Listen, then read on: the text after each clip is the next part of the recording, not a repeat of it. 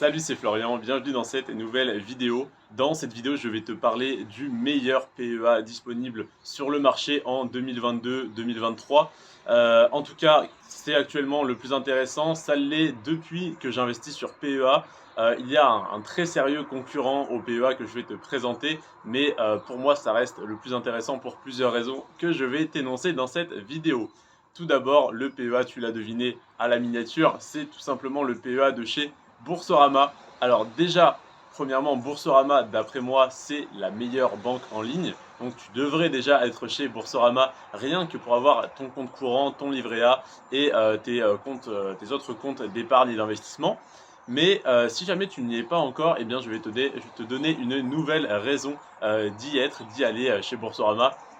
C'est tout simplement parce que leur PEA est le plus intéressant du marché, à égalité avec un autre, à égalité avec, je n'ai plus le nom avec, mince, il y en a un autre, ça va sûrement me revenir, en tout cas il y en a un autre qui est très intéressant de PEA, qui a à peu près les mêmes frais, et qui est simplement un organisme, un courtier, qui fait un PEA, alors que Boursorama fait la banque et le PEA.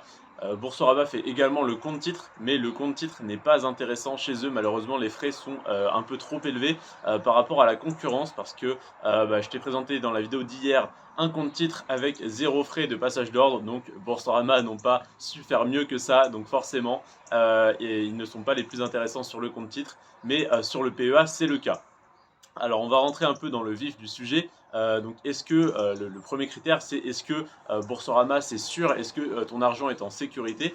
Évidemment que c'est le cas, parce que je me pose toujours cette question quand je parle d'un courtier, parce que un courtier comme Trading 212 ou Trade Republic, qui ne fait que un PEA ou un compte titre, c'est simplement un organisme détaché d'une banque qui a une petite filiale bancaire ou qui a un partenaire bancaire chez qui on laisse l'argent.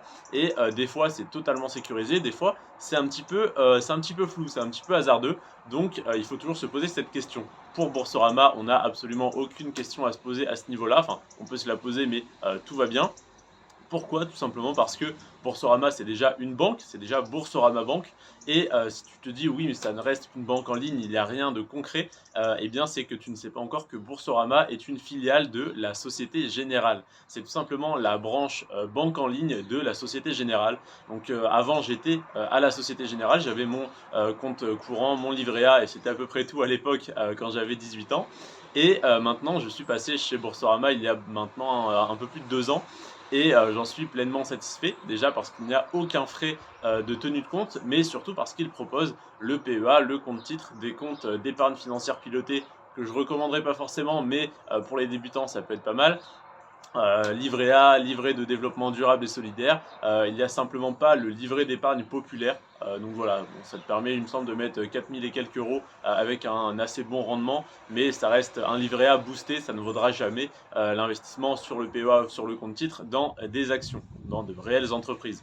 En tout cas, le PEA de chez Boursorama est d'après moi le plus intéressant, parce qu'il est à égalité avec un autre PEA dont le nom ne m'est toujours pas revenu au niveau des frais. Donc il est à égalité avec celui-là, voire l'autre est un tout petit peu plus intéressant sur des ordres de moins de 500 euros il me semble, mais après c'est exactement pareil. Et donc même sur les ordres de moins de 500 euros, ça se jouera du coup forcément à quelques centimes, ce qui est totalement dérisoire. Et le fait d'avoir ton argent sur ton PEA Boursorama, ça te permet, quand tu revends, de retirer immédiatement l'argent de ton PEA et de le mettre vers ton compte courant si tu le souhaites. Alors que si c'est un courtier externe, eh bien tu as un délai de traitement de l'ordre, enfin en tout cas du virement, pour que ça arrive sur ton compte Boursorama. Évidemment, je dis tu peux retirer immédiatement sur ton compte courant, c'est après les 5 années de détention du PEA. Hein. Ça ne t'enlève pas ce petit inconvénient du PEA, qui est que tu dois attendre 5 ans après l'avoir ouvert pour commencer à retirer des fonds du PEA. Voilà pour les quelques infos sur les frais. Donc les frais sont relativement faibles, de l'ordre de moins de 0,5% ou 0,5% maximum, parce que ça marche par tranche en fait. Donc je vais dire une bêtise, mais de 4000 à 7500 euros, tu vas être à je sais pas, 3 euros de frais, 5 euros de frais ou 8 euros de frais. Ça c'est chez la plupart des PEA. Et bien là c'est le cas sur la tranche de 0 à 500 euros, où tu as 0,5% 5% de frais et donc bah, c'est proportionnel à ton montant. Donc si tu investis 100 € et que tu as 0,5% de frais, ce qui est très souvent le cas, eh bien tu as 50 centimes de frais pour acheter une action à 100 €, ce qui reste très raisonnable, hein. Les frais, il y a quelques années, il y a quelques dizaines d'années, quand il n'y avait que des banques physiques qui faisaient ce service d'achat d'actions, c'était plusieurs pourcents, c'était peut-être, je dis une bêtise, peut-être 3, 4, 5% de frais. Donc pour investir 100 €, tu payais 5 €. Là, c'est 50 centimes, c'est vraiment dérisoire. Et peut-être qu'il y aura un courtier à l'avenir qui fera des frais encore plus bas. Je l'espère, hein, que la concurrence va faire son travail, mais pour l'instant, ça n'est pas le cas et c'est déjà tellement bas que même si un concurrent arrivait et disait « Eh bien moi, je ne vais pas faire 0,5, je vais faire 0,3% de frais », je ne quitterai pas le PEA de chez Boursorama, tout simplement parce que c'est sécurisé, que c'est directement sur Boursorama, donc que les virements sont instantanés. Si je veux acheter une action, je ne veux pas l'acheter dans 3 jours, je veux l'acheter maintenant parce que j'ai une opportunité à saisir et ça, c'est également très important. Si jamais tu veux investir 200 € sur une action aujourd'hui et que bah, tu dois l'acheter dans 3 jours, le temps que ton virement arrive, bah, si l'action a fait plus 2%, et bien sur 200 €, tu as perdu 4 €. Alors si c'est pour économiser 20 centimes de frais, c'est dommage. Tu vois ce que je veux dire. Donc dans tous les cas, pour moi, Boursorama, c'est la meilleure banque en ligne, c'est la meilleure banque tout court, mais les banques en ligne, pour moi, sont bien au-dessus des banques physiques parce que les frais sont beaucoup plus bas et que la sécurité est absolument la même à 100%. C'est pas parce que tu passes devant ton bureau Crédit Agricole que la banque est en meilleure santé financière que ta banque en ligne dont tu n'as jamais vu de bureau parce qu'il n'y en a tout simplement pas. Ou alors c'est tout simplement les sièges sociaux de Société Générale qui vont gérer également Boursorama. Donc tu ne vois pas écrit Boursorama dessus. Ça n'est pas pour ça, ce n'est pas parce que ta banque n'a pas pignon sur rue qu'elle est moins solide et qu'elle est moins safe. C'est important de savoir ça. Donc évidemment, les banques en ligne sont plus intéressantes. Évidemment, dans les banques en ligne, il y a une concurrence et il y en a certaines qui sont plus intéressantes que d'autres. Et d'après mon expérience et d'après mes recherches, Boursorama reste depuis 14 ans, 14 ou 17 ans, je ne sais plus, la banque en ligne, la banque, même globalement la banque la moins chère en France. Donc si tu veux être dans la banque la moins chère, alors pourquoi elle est la moins chère? J'ai envie de te dire tout simplement, comme Trade Republic qui ne prend pas de frais sur le compte titre, en tout cas sur l'achat d'actions via le plan d'investissement programmé dont je t'ai parlé hier, et bien Boursorama ne prend pas de frais de tenue de compte, qui est les frais les plus courants sur un compte courant, c'est les frais de tenue de compte. Quand j'étais chez Société Générale, j'avais, il me semble, 3 € par trimestre ou quelque chose comme ça, c'était très bas. Mais il y a des banques qui prennent 5 € par mois, 10 € par mois, 15 € par mois. Et oui, j'ai déjà connu des personnes qui avaient des banques qui prenaient des frais de cet ordre-là. Et chez Boursorama, ça fait maintenant un peu plus de 2 ans que j'y suis et que j'y reste et que j'y resterai. Et je n'ai eu aucun frais de tenue de compte depuis le début. J'ai parrainé 6 ou 7 personnes qui, du coup, chacune ont gagné 130 € et qui m'ont fait gagner 130 € et qui ont également gagné 130 € de parrainage. Donc 5 personnes à 130 €, ça ferait déjà 650. Donc je suis, on va dire, à un peu plus de 800 € de bonus de parrainage grâce à Boursorama et je n'ai payé aucun frais. Évidemment, j'ai eu d'autres bonus parce que quand tu transfères ton livret A, tu as un bonus. Il y a des bonus de partout. Quand tu ouvres un compte d'épargne financière piloté, tu as un bonus. Alors, à un moment, tu avais un bonus. Ça ne reste pas tout le temps. C'est des offres temporaires, mais j'avais eu 50 € pour le livret A, 50 € pour ça. Donc je pense que j'ai pratiquement eu 1000 € de bonus de parrainage et de création de compte et de transfert de compte, etc. depuis que je suis chez Boursorama et que je n'ai payé absolument aucun frais. Donc pour moi, c'est la meilleure banque en ligne, tout simplement pour ce système de parrainage et pour tout le reste dont je t'ai parlé avant.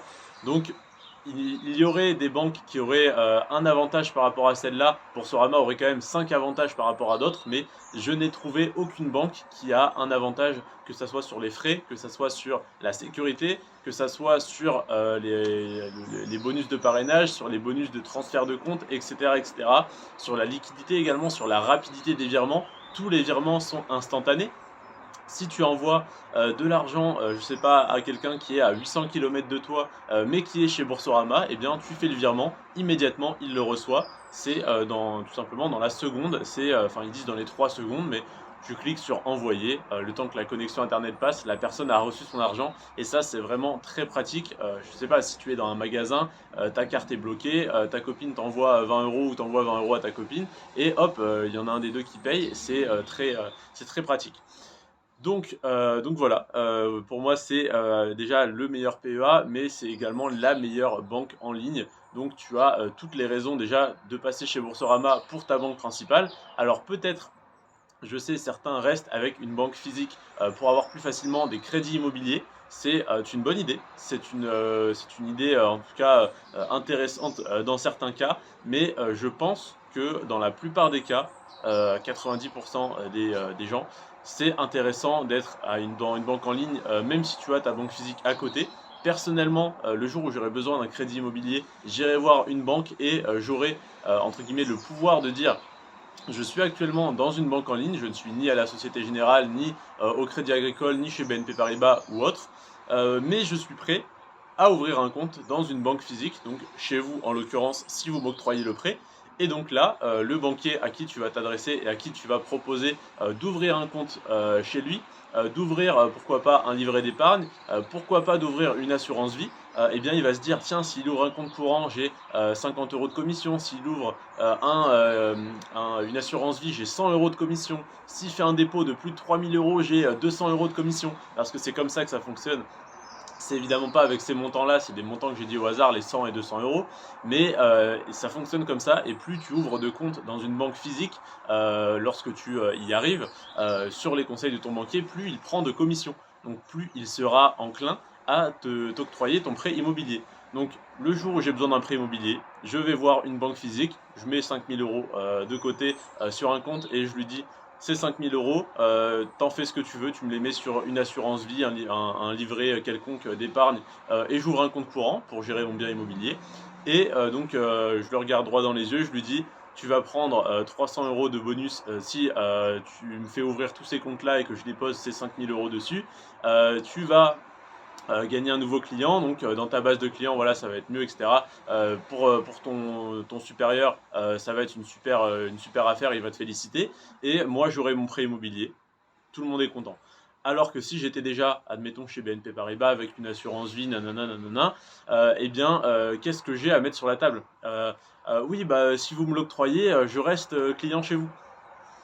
C'est pas suffisant, parce que là il prend pas de bonus. Donc je trouve plus intéressant d'être à 100% chez une banque en ligne si tu n'as pas encore de prêt immobilier, mais il faut être prêt le jour où tu veux un prêt à t'orienter vers une banque physique. Ça peut être plus intéressant de faire comme ça que d'être déjà chez une banque physique et dire dans 3 ans, oui mais j'ai 3 ans d'ancienneté dans votre banque, vous pourriez m'octroyer un prêt. Non, non, il n'en a rien à carrer de ça.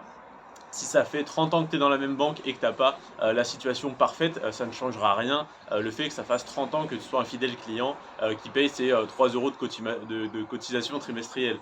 Donc voilà, c'est pas ça l'intérêt pour lui. Donc voilà pourquoi, d'après moi, tu devrais être chez une banque en ligne, et si tu ne l'es pas encore, tu devrais y être rien que pour le côté bancaire.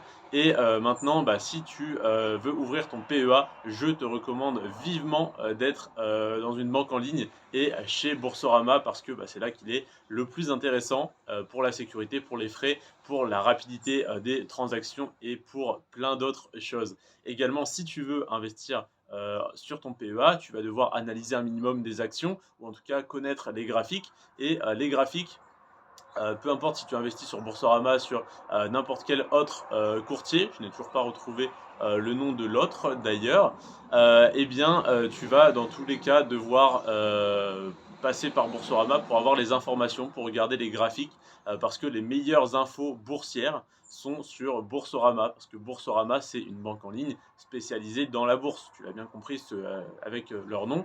Donc dans tous les cas, si tu es chez chez un autre courtier, tu vas aller sur Boursorama pour avoir les infos boursières, parce que c'est les meilleurs dans le domaine, tout simplement. Là où ils se font leur argent, leur commission, c'est sur le compte titre, où là les frais ne sont pas du tout avantageux par rapport aux autres comptes titres. Ça reste extrêmement bas, hein. Si tu souhaites avoir ton compte titre chez Boursorama, j'ai eu mon compte titre chez Boursorama pendant un certain temps, enfin je l'ai encore mais j'investis plus dessus. Maintenant je l'ai chez Trade Republic. Tu as aussi le lien en description, et je t'en ai parlé hier. Mais voilà, ça reste des frais relativement bas, mais sur un ordre à 500 €, bah, tu payes quand même 5 € de frais. alors que sur Trade Republic, un ordre à 500 €, eh bien tu payes soit 1 € de frais si tu le passes en direct, soit 0 € si tu le mets en plan d'investissement programmé. Donc ils sont pas compétitifs sur le compte titre, par contre ils le sont extrêmement sur le PEA, parce que c'est tout simplement les meilleurs ou les deuxièmes meilleurs, on va dire ex aequo avec l'autre courtier dont je ne retrouve pas le nom. Je te le mettrai en description de cette vidéo ou en commentaire. Et donc voilà, tu as pour moi maintenant toutes les infos, ça fait 15 minutes que je t'en parle, j'espère avoir rien oublié. Et donc tu peux, si tu le souhaites, créer ton compte courant, un compte courant tout simplement avec zéro frais chez Boursorama. Je te recommande évidemment de prendre non pas l'offre Welcome, donc la carte Welcome, mais la carte de niveau supérieur, tout simplement parce que les avantages ne sont pas les mêmes. Avec la première carte, tu peux payer jusqu'à 400 € par mois, ce qui est trop faible d'après moi. Avec la deuxième, je crois que tu es à 1000 € par mois. Avec la troisième, tu es encore au-dessus. Donc je te recommande la carte intermédiaire si, on va dire, voilà, tu gagnes entre 1000 et 2000 € par mois, comme tout le monde, et tu as peut-être 1000 € de dépenses par carte par mois. La deuxième est suffisante. Et que ce soit la première ou la deuxième, si tu t'en sers au minimum une fois par mois, tu n'as aucun frais de tenue de compte. Donc évidemment, si c'est ton compte bancaire principal, tu t'en sers au moins une fois par mois. Donc personnellement, je n'ai jamais eu de frais de tenue de compte parce que tous les mois, j'ai réalisé au moins un achat avec ma carte bancaire. Je te remercie en tout cas d'avoir regardé cette vidéo. Tu as donc le lien Boursorama en premier dans la description. Je te serai extrêmement reconnaissant si tu passes par ce lien.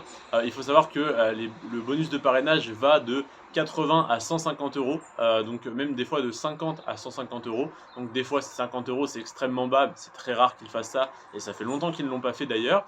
D'habitude c'était tout le temps 80 € et des fois il y avait 110, 130 ou 150, et là depuis un petit bout de temps c'est 130 € constant tout le temps, donc, et des fois 150, donc peut-être qu'ils augmentent un peu par un peu leur bonus de parrainage. En tout cas actuellement, alors je sais pas au moment où sortira cette vidéo parce que ça sera dans une semaine, mais au moment où je te la tourne, le bonus est de 130 € si tu crées ton compte et que tu en fais ta banque principale.